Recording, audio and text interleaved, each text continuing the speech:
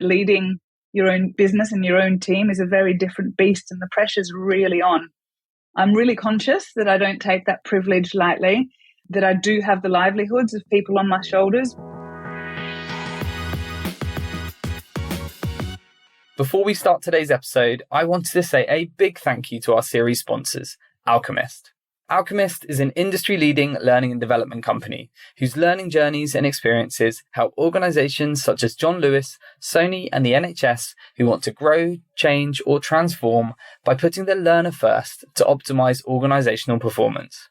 We've been huge fans of Alchemist for years and really admire the way in which they approach blended learning that allows people to explore concepts and ideas in a new and unique way. To find out more about Alchemist and the way they work with organizations, head over to thisisalchemist.com/40-minute mentor. Welcome back to 40-Minute Mentor, the podcast on a mission to raise aspirations and inspire the next generation of category-defining founders. From purpose-led entrepreneurs to Olympic champions, you'll learn firsthand from today's successful leaders on what it takes to be brilliant, all in just 40 minutes. Today, I'm joined by Anouk Agussol, the founder and CEO of Unleashed. Unleashed are on a mission to gear up early stage and scaling companies for speedy and sustainable success through people and culture. They help create thriving businesses and great places to work, something we can fully get on board with at JBM. In fact, we're massive fans of the work that Anouk and the Unleashed team are doing and are very proud to have collaborated with them over the years. We've previously had Anouk join us for a people and talent focused JBM SOS fireside chat and are so pleased that she agreed to share her story and mentorship with you all today. So Anouk, thank you so much for coming back and getting involved with another JBM content, but this time is 40-Minute Mentor. So how are you? I'm really well, thank you. And thank you for having me here. I actually love this podcast and I've listened to a lot of episodes over the time, so quite honoured. Oh, thank you. Well, that's lovely to hear. And I'm absolutely buzzing for our listeners to learn more about you. So to get you warmed up, we'll do our normal quickfire round.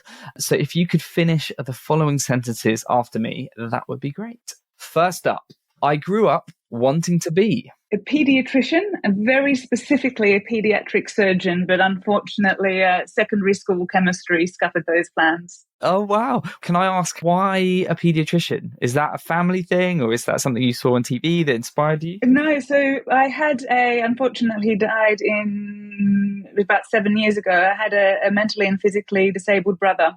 And I was always very keen to try and fix him. He was 9 years older than me, but I always saw him as my little brother because he was so challenged. So I always wanted to try and fix him. And because I couldn't fix him, I wanted to fix any other sick kid that I possibly could get my hands on. So I'd wanted to be a paediatrician since I was about 3, actually, although I couldn't pronounce the word terribly well. Children's doctor was just fine. Oh, now it makes total sense. So that's really interesting. Thank you for sharing your story. A misconception people have about me is that I'm really confident. I am willing, I've got to say, to give anything a go, which does come with an amount of confidence, but I do spend my time being a nervous wreck before I do anything, especially anything to do with in the public eye. So my confidence isn't as high as people think it is. Wow. You'd never know that. You're always so articulate and engaging. I think that's really important for people to hear because there's probably lots of listeners today that will have, imposter syndrome and be nervous of putting themselves out there. And it's good to know that sometimes the people that outwardly seem the most confident have many of the same sort of nervousness and anxiety around public speaking. Thank you for sharing. Imposter is definitely a big part, I think, for most founders, actually, and most people generally, as they progress in kind of their careers and the work that they do, that plays a really big part, wondering if you're good enough or why you. And I even had that one coming onto this program, thinking, oh my gosh, he's got some really good people as guests coming on here and has invited me, and that got my heart rate up. Really? I think it's really good to talk about these things. And I'm really glad you said that because I think that was going to help some of our listeners, that it's okay to feel that way before you do things. The last time I cried was when? So I wish I could say they were happy tears, but actually it was last week when I was told that I was working too much and therefore not being a good enough mum. I've also actually been told the reverse, where I've too much time with the children, then not enough time at work. So it's a very difficult lose-lose situation sometimes being a mum and a founder.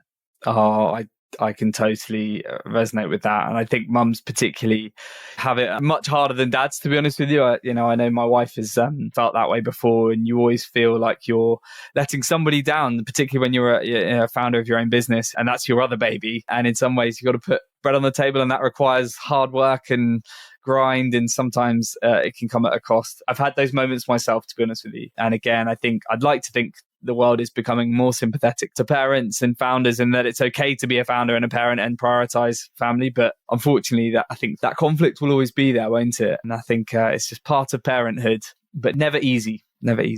It's never easy. It's a bit of an internal conflict. I think sometimes the environment in which you work might be really supportive of you being able to do everything, but still internally you have, is it enough one way? Is it enough another way? Is there ever going to be a balance? And I think there's almost the requirement of an acceptance of, I will feel guilty. I'm making the best decision I can at the time, and that's just going to have to be okay. And I'm going to have to be okay with that, because I don't think you can ever get it right kind of internally.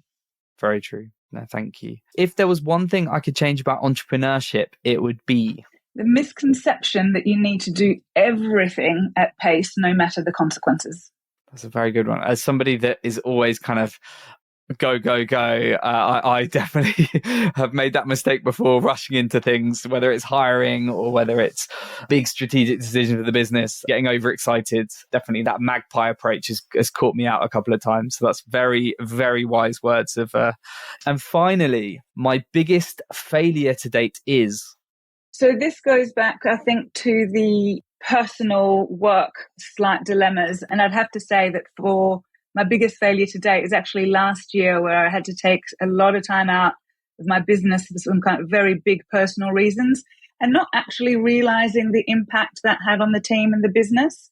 Not because I'm not replaceable, we all are, but because I think I didn't realize that in very specific areas I was valuable in a specific way.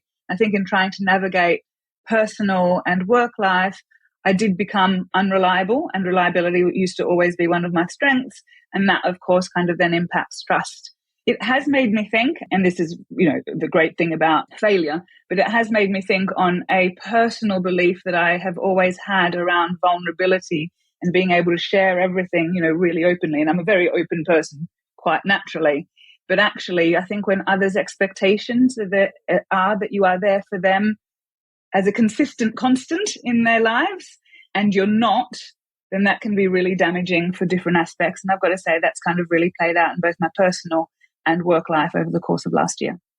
Oh, well, thank you for sharing that, Anouk. Yeah, that's really, really interesting. And I think this is one of the most challenging things of founder life, isn't it? That life continues. You've got a business from regardless, and there's, stuff in the personal life may go wrong, and there'll be challenges you have to face, and sometimes you just have to step away. But I guess it's that will always have a knock-on effect. And I've seen other founders that have kind of continually run away from confronting some of those personal things in their lives, which need, frankly, them to step away and deal with them. And that can often be much, much worse in terms of the longer impact for them personally and their businesses. But it's not easy. And I think, again, I'm sure there's people listening to this that might be in that sort of dilemma at the moment. But I know from the team that I've met in your team that they're incredibly understanding and also have huge love and admiration for you as a founder. So I can understand why you not being around as much could be challenging. But, it's great to see you back and, sharing your story with us today, because you've built something so incredible at Unleashed. And I'd love for our listeners to hear all about it. But we're going to start just with a quick whistle-stop tour of your CV in it. For those that don't know you, fill us in on kind of how you've got to where you are today and, what initially got you interested in the people function. If I think back, my early days were really varied. It included working in a large hotel. This is back in Melbourne, where I grew up in recruitment and training, because I dropped out of my first degree and up and started working. I then decided to go back to university and complete a degree and later a master's before moving to the UK and actually working as cabin crew, because I really wanted to travel and experience different cultures, but I didn't have any money to travel. So I thought, what job can I get where I can earn money whilst I travel? And that was hands down the best couple of years, I had traveling and earning money. But my real career really started when I got into people and culture, obviously. I was a single mum at the time to a baby boy who's no longer a baby. He's almost 17 this year. And the first role that I had in that time was what I would call traditional HR. heavily focused on employee relations, far more transactional and employment law focused than I ever enjoyed. So I moved out of that. It wasn't for me. And because I wanted to help, and this is kind of where Unleash comes in later on down the line, but I really wanted to help to build great businesses where people could work and they could learn at. I joined a company that took a chance on me and quickly progressed into a head of people role, scaling this particular business from 250 people to 1,000 people, and learned a whole lot along the way. But we also won some like best places to work awards along the way, which was really exciting as well. I then joined a Series B tech startup as their chief people officer. And it was there that I was really inspired to start Unleashed. And that May of 2017, that's exactly what I did. And I haven't looked back since. Amazing. I didn't realize you worked in cabin crew as well. I love hearing about the such a diverse career story to get to where you are today. It's fascinating. Thank you. For anyone that's listening to this that might be thinking about a career in people, why is it such a good place to start and then grow a career in? Because we're seeing it's becoming increasingly popular as a destination. So yeah, would love to hear your thoughts on that. Yeah, it's a really good question. And I agree that it's becoming more and more popular. I've got to say that there are very few people, certainly when I started out, and certainly even now who as children dream as a career in people and culture. It's not really a thing. Most people do fall into it rather than going into it planned, but that's not universal. And as you mentioned, that is actually changing. Typically what we've seen is that people might start their careers in admin, ops or recruitment, and then kind of move into the people and culture side of things. I think overall, there's kind of two main routes to senior leadership in this space. Either you're a senior leader in, say, an ops or marketing function or sales function or finance or kind of, and then you kind of wrap your arm around the people side of things because you're interested in that space. Or you do your kind of slightly more linear trajectory of admin, coordinator, lead, manager, so on and so forth. The senior people role these days, as opposed to what we view as kind of more traditional HR, is actually really, really exciting in the right business. And although it isn't always, it should be part of the leadership team. And the individual should have a great understanding of the business holistically, which is where I think sometimes people fall down. They kind of try and have the skills only for the people and culture piece and forget the importance of being commercial, of being business minded, of making sure that your people strategy is completely entwined with your business strategy. You know, that they shouldn't be separate. You need to understand marketing in order to be able to attract great talent. You need to understand sales to be able to recruit them, product for designing and building incredible experiences, customer success for engaging and so on. So really, in those roles, what makes it super exciting is that you understand all aspects of business and you use that for your internal clients. Such great advice. And you can really see how much variety and impact you can have, you know, by building a career in people. And we've seen increasingly with our clients that, you know, there are always now people, or there should be, and we'd certainly be nervous if there wasn't, there should always be a people leader on the exec team, you know, working hand in glove with the founder and CEO. And I think it's also just to kind of back up what you said, I think we've also seen increasingly a huge number of COOs, of GMs, of founders, of other people just kind of proactively pivoting out of those functional areas to become chief people officers. And it's great to see because that wasn't necessarily always a move you saw 10 years ago. And I think that says a lot about the impact that role has and what a fun, albeit challenging gig it can be. How did you personally find that transition of moving from a chief people officer, you know, working in a people function in a startup to starting your own business? And what were some of the most difficult or most interesting learnings for you from that process?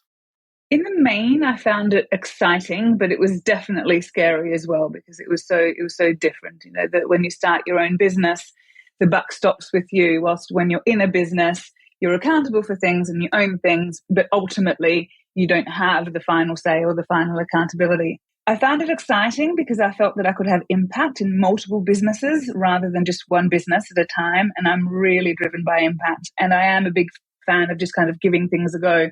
One of my favorite sayings is that you'll miss 100% of the shots that you don't take. And I kind of use that to really motivate me to just go for it and see what would happen. That said, it was really scary. And although I'm very commercially minded and I worked very closely with tech teams for years, running and then later leading your own business and your own team is a very different beast, and the pressure's really on.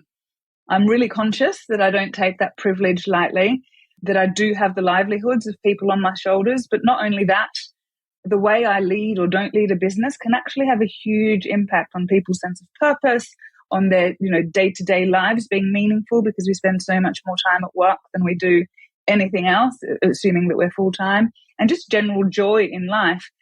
Sometimes I do find that overwhelming, but it's something that does drive me to keep on just getting better and better and better, I hope. Other than that, as I didn't start Unleashed really to be a big business, it was just going to be a little lifestyle business for me.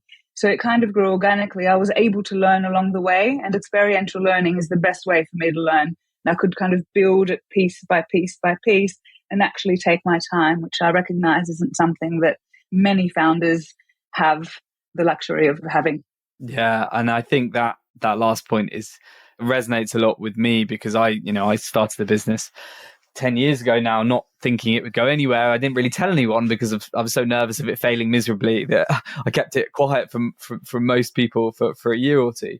And then gradually, just like Unleashed, we've grown organically. And I think this is the year of the bootstrapped founder. I think it's something I'm really keen to talk more about on the podcast and really promote, because I think we've had years of growth at all costs and all the vanity metrics that come with VC-backed businesses. And don't get me wrong, like you, I work with them and I'm very excited for them and I don't want them to go anywhere. But I also think there's a lot to be said, for promoting founders that have done it the other way. And it is hard, but it's very, very rewarding. But like you, I found it, giving your baby away and evolving as a leader, and suddenly having the pressure of having lots of people's, rent on your shoulders. It's a big thing. And I think there'll be more people going down this path. And I think it's okay. I guess my point is, it's okay to build a lifestyle business. There's nothing wrong with that. Just because you've got a lifestyle business, it doesn't mean you don't have any ambition, and it doesn't mean you can't grow. And that's kind of been my mantra.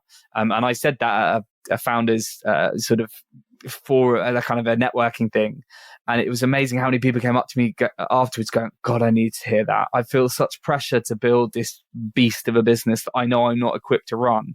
And I just needed to hear somebody else say it out loud, that it's okay to build at my own pace. And so it's great that you said that, because I feel this is a kind of consistent theme that's coming up in conversation at the moment. I think what's really nice about being bootstrapped, even though it means that you can't necessarily grow too quickly, is the flip side. Because you can't grow too quickly, you can be really intentional about how you do things, which can then later on enable more pace if that's what you decide to do as well. Definitely. We've teased our listeners with a few snippets about Unleashed, but it would be great to hear the kind of origin story from you around kind of what the business does. How did that initial idea come to you? Yeah, we'd love to sort of kill the suspense now and get straight into it. Yeah, great. I mean, who we are, what we do, and how we got here is definitely one of my favorite topics to talk about. So you might need to interrupt me if you want me to talk about something else. Basically, our mission is actually really big and multidimensional, so not basic at all.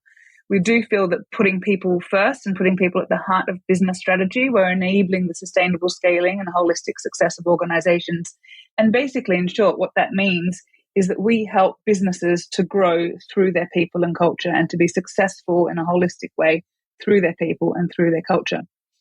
So I'll come back to what actually that means in practice. But from a founding story perspective, what I found was that there are a lot of businesses and startups in particular that were trying to scale super quickly, and for understandable reasons of both capacity and capability within the founding team, they weren't able to put enough focus on the people and culture side of things. Rightly, there needs to be focus on developing a product and then of selling that product as well. But what we often saw was that by the time people were ready to think about, okay, so what kind of people strategy do we want? How do we want to attract really great people? How do we want to retain them and develop them? They were often already at the Series B stage, where VC-backed businesses, where from the investor's perspective, they were thinking, right, well, you've proved that you've got a good product. You've proved that it's, people want to buy it. Now you really have to get this kind of hockey stick growth.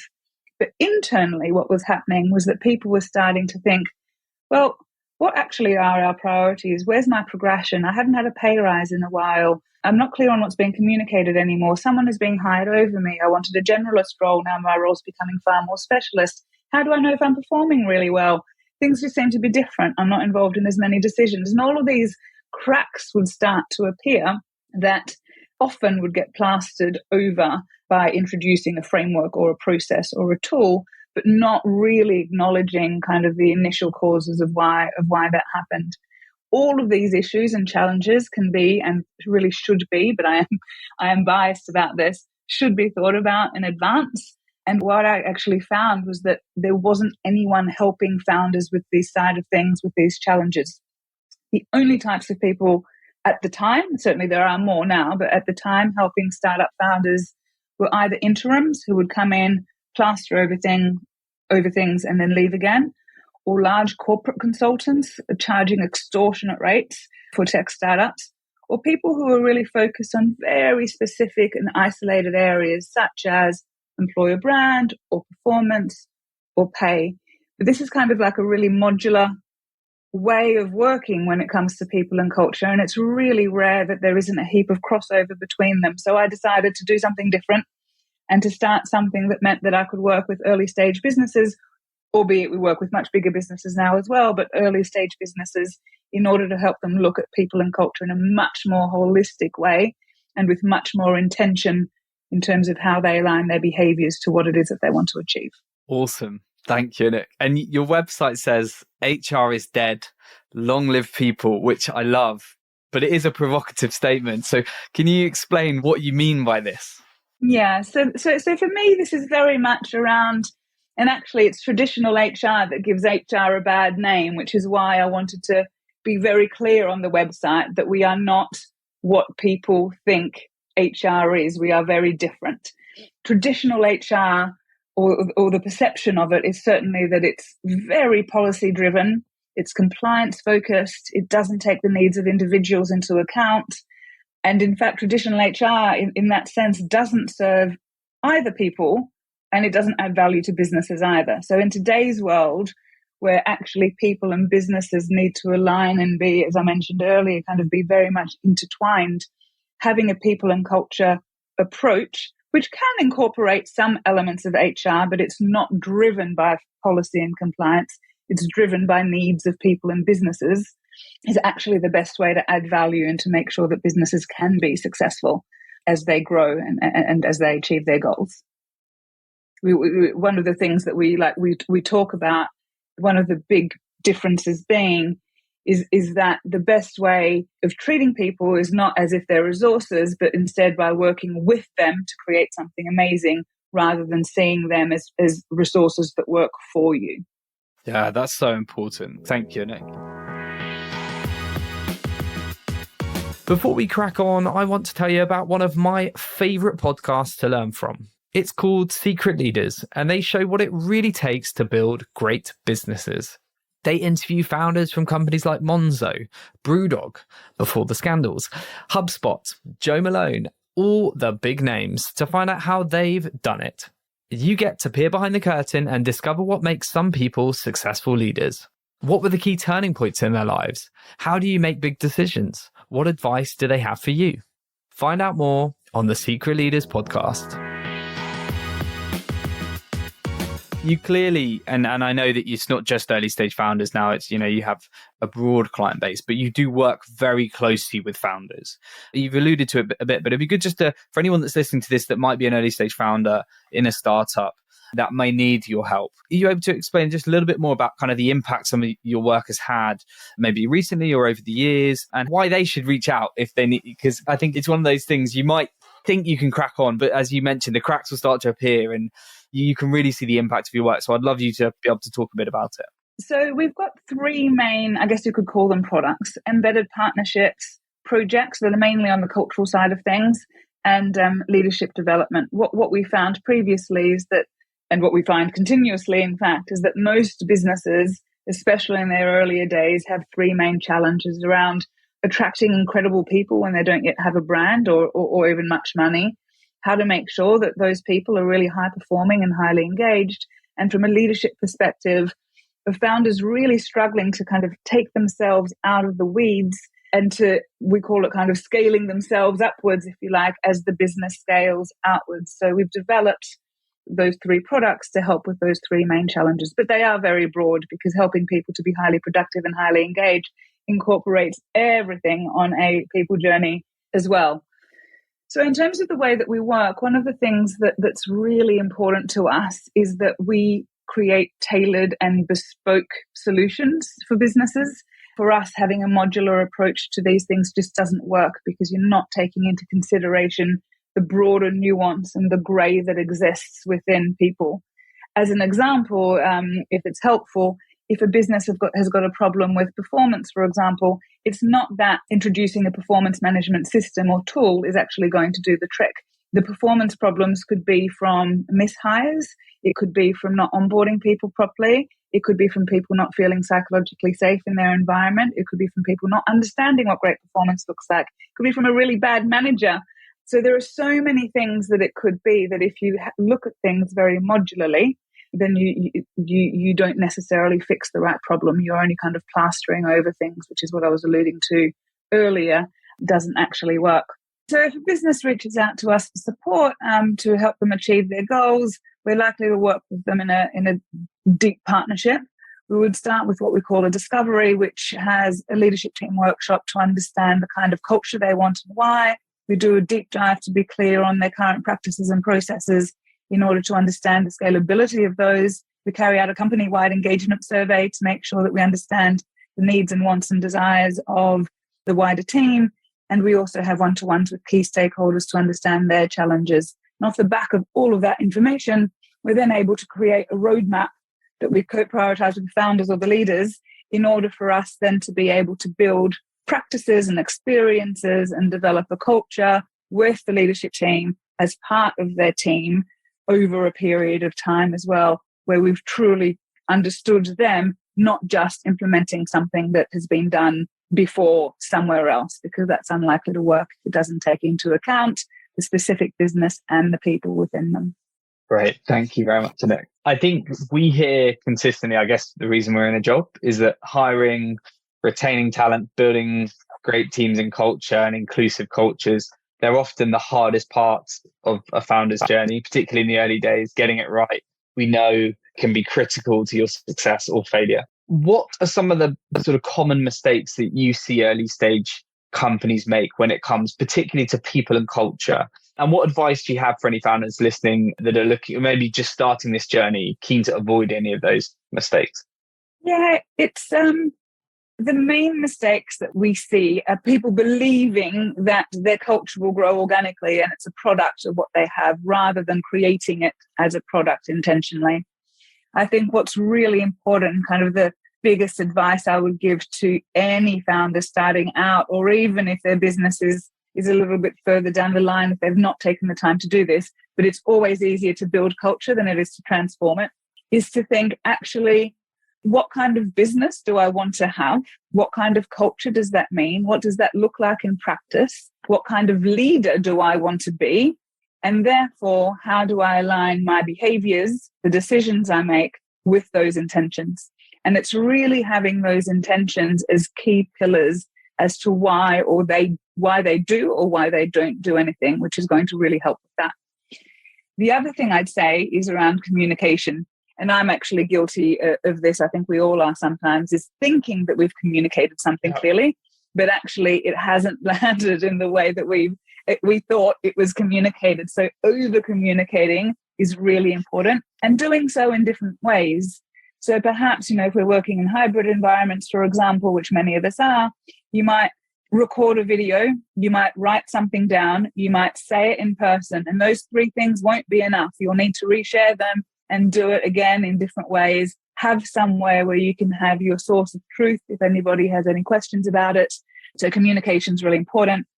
And I think the third thing aligned with communication is actually a mistake that I see a lot, where in the early days, founders will be really excited to share their story. So, and our brains love stories, by the way. So this works really well to get people motivated and feeling like they're working in a very purposeful company. Why is it that they started the business? What was tough about it? What are they wanting to achieve? Where are we now? What was great? What have we learned? Where are we going? What we expect to be tough? What things are we excited about along the way? In the early days, we're really good at doing that because that's what we've got to motivate people. And that seems to disappear and dwindle to the sidelines as we get bigger and bigger. And actually, it's really important to keep that purpose and that meaningfulness alive. Such good advice. And I think that final point is just something that we hear so often, because that every candidate we talk to, from somebody that's 2 years into their careers to a veteran COO or chief revenue officer, is they are looking for purpose and meaning, and where they can have an impact and where they can really align themselves to common values or whatever it might be. But it's often about this purpose and having a mission. You just will not attract the best talent if you can't articulate that, firstly. And then if you are able to attract that talent, then you've got to continue to bang the drum about why what you're doing is so important to the world and how they can have a key role in that journey. And I think I'm guilty of it as a founder. You can kind of run out of steam at times and not communicate enough. But actually, that's the thing that I think gets me out of bed every morning. So sometimes you just need to remind those that aren't kind of founders that you still care, you still believe in it, and get everyone pumped and aligned to that. I think it's super important. It's very easy to get caught up in the weeds of what you do and the day-to-day all the time and kind of forget about the why. And it's that needs reminding in order to actually also be working on the right things. Because if you've lost focus on the why and you're just doing lots of what's, it might not be right for where you're headed as a business. Very true. Very true. One question that we find founders kind of wrestling with is, when is the right time to build and invest in a people function or hire the first people person versus outsourcing and bringing in a company like Unleashed? What are your thoughts on that? I wish I could give you the answer that it's the right time when you've got X number of people or you're at a particular stage. Unfortunately, there is no one answer to this, which is why people struggle with understanding when to do that. I think the advice that I'd share around this is to hire a people person before you actually need the people person, because their work is going to be really important in setting things up for growth. So, for example, if you're planning, if you're raising a Series A investment and in your mind, you're getting lots of money and you're planning to grow from 20 people to 100 people in the next 18 months, don't hire your people person in the middle of that growth, because it's always going to be reactive and trying to retrofit things. Hire them early so they can help with that planning and they can help with that growth, because it's not just attracting people, it's also retaining them and developing them and motivating them. So there's so much more that's really important there. And at the same time, you're also going to be growing your leadership team, and your leadership team needs to be filled with people who are also going to be coming into the business and feeling that they can take a lead in that growth, and therefore having a people person to be able to do that with them as well is really important to set that up for success. You can, when it comes to like external consultants or hiring a head of people internally or creating a team, you can do both. It doesn't have to be one or the other. The important thing is to have those conversations early. Speak to your board, speak to advisors, speak to people who've been there and done that before. Talk to them about the difference it's made, if they have or if they haven't. And what we've typically seen is that founders who have been around the block at least once or twice and have had previous businesses, they will always, I think without exception, hire a people person sooner the second time around than they did the first time around, because they've recognized the value of that role and the kind of the challenges if there isn't someone helping you.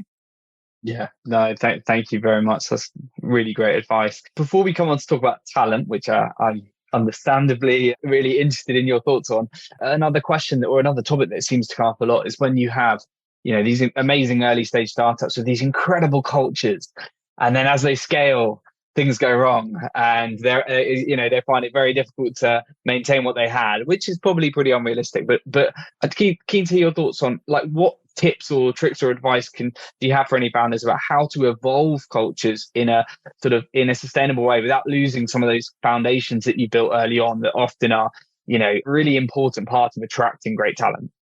Yeah, I think that the main thing there is kind of really understanding what your values are and what are the go areas and no go areas that you're happy to kind of explore.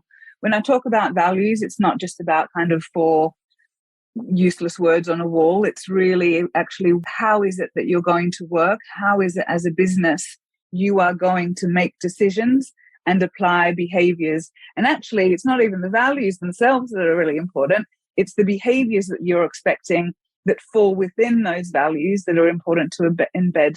We have, I guess, to give a kind of live example of kind of scaling culture, we have 3 values: bias to action, and in brackets we put kind of after thoughtful reflection. It's not action at all costs.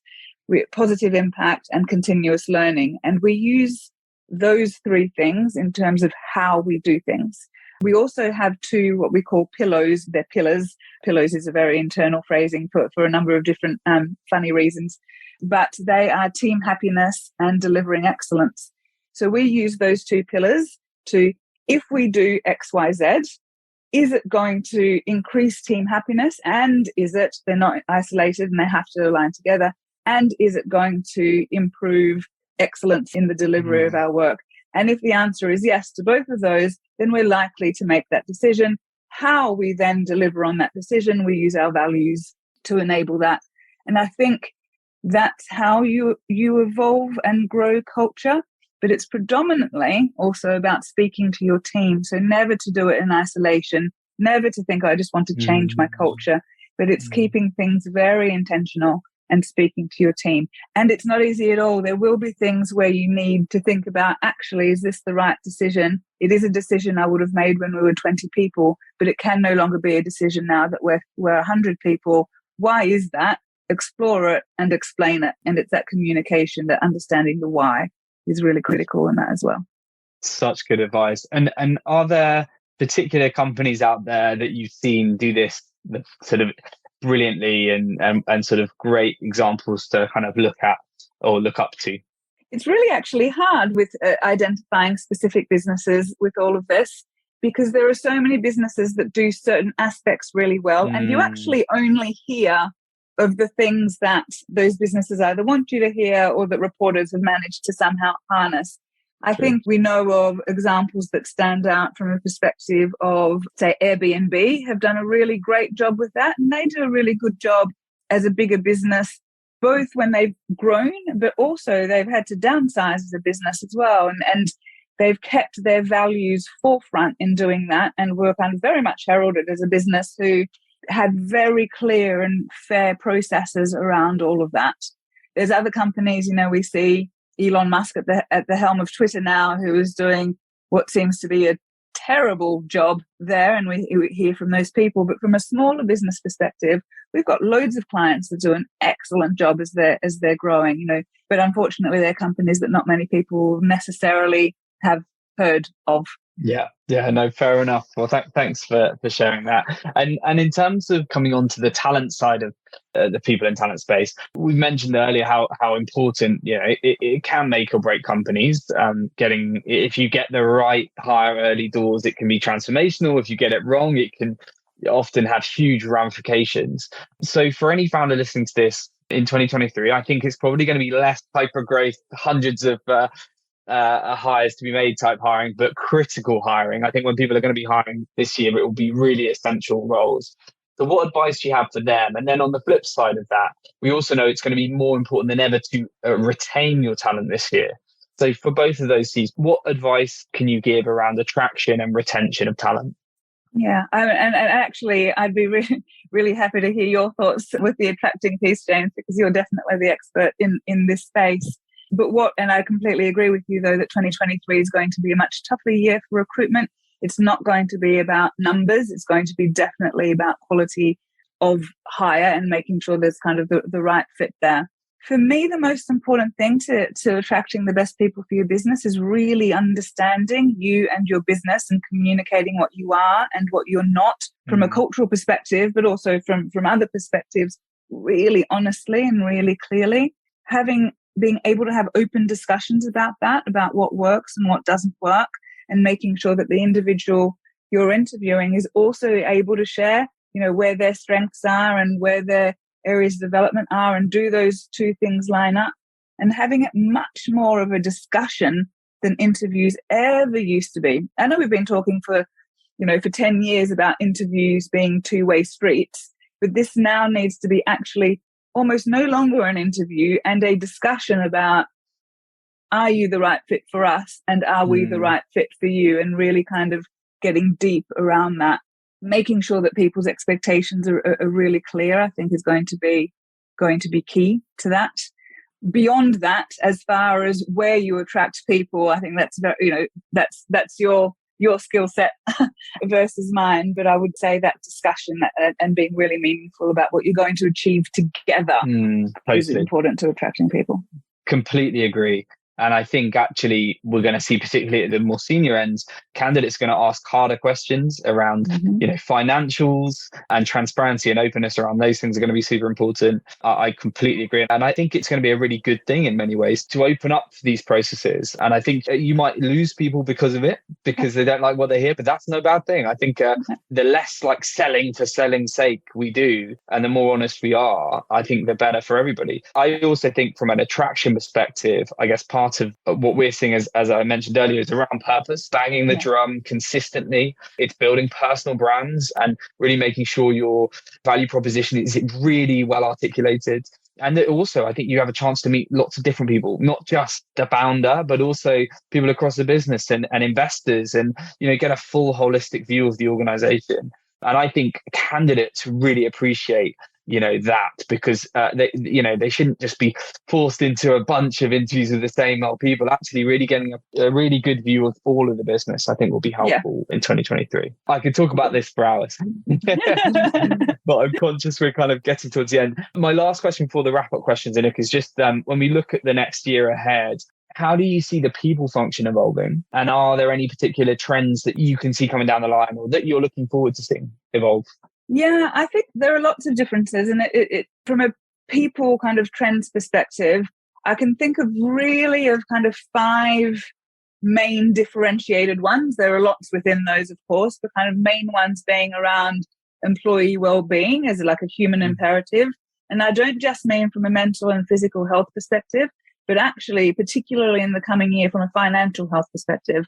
And we're seeing lots of businesses start to really focus on how they can financially support their teams, not just from the perspective of salary or bonuses if they give them or anything like that, but actually from a benefits. If we've got X money to spend, how are you going to find that most valuable for your life? Asking the individuals or getting kind of financial coaches in. So we're seeing a lot of that starting, or people thinking about that.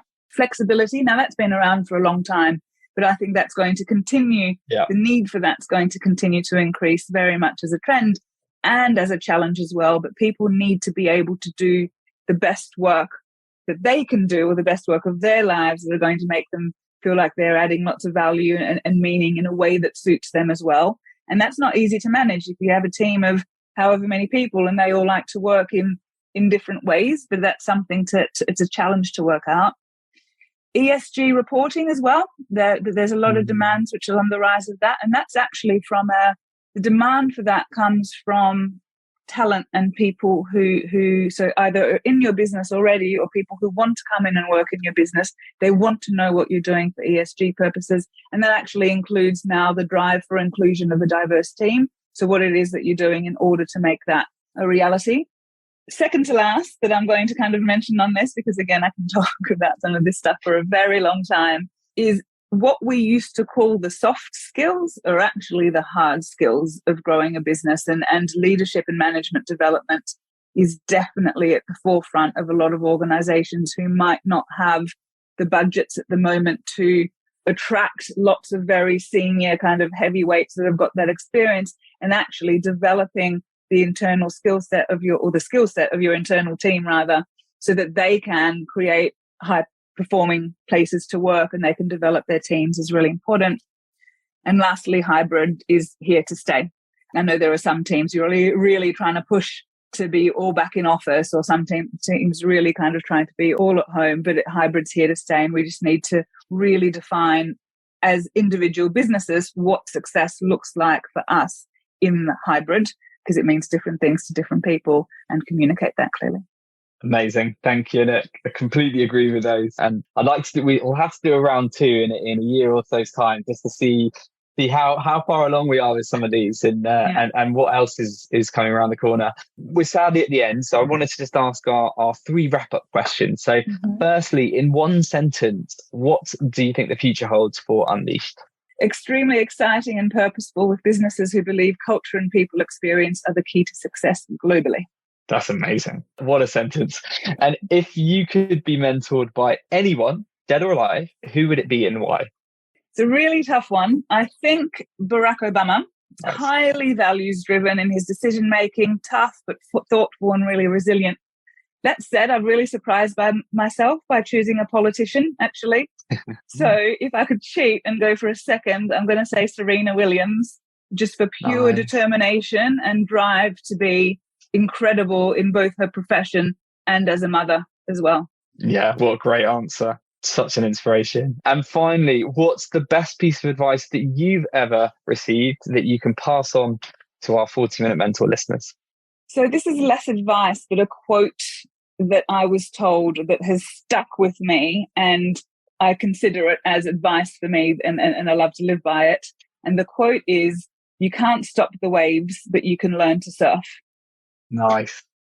I think we all need a bit of that in our life, that quote this year, because I think that we know there's hard times ahead, but actually we can adapt to it. And I think the resilience that comes off the back of harder times can be, a game changer, particularly as founders who there's going to be a lot of them listening to this. That's an amazing place to end this. Thank you, Anouk. So nice to see you as always. I hope 2023 is an incredible year for you and Unleashed. I'm sure it will be. And we're just very grateful that you've taken the time out of a very busy schedule to share your story and mentorship with us all. So thank you very much. I had a great time. Thank you so much, James. I always love catching up with Anouk, and it was an absolute honour to have her on the podcast to kick off International Women's Day month for us. I hope you enjoyed the episode as much as I did, and I really hope that it's going to help you when it comes to scaling your team or retaining your talent. Definitely check out Unleashed and the amazing work they're doing via the links in the show notes. Thanks again for tuning in, and if you're enjoying this series so far, please don't forget to subscribe and leave us a review on your favourite podcast platforms. That's everything from us today, but do feel free to get in touch on info@jbmc.co.uk if there's anything that we can do to help, or if you have any suggestions of how we can make 40-Minute Mentor even better. See you again next week for another dose of pocket-sized career mentorship.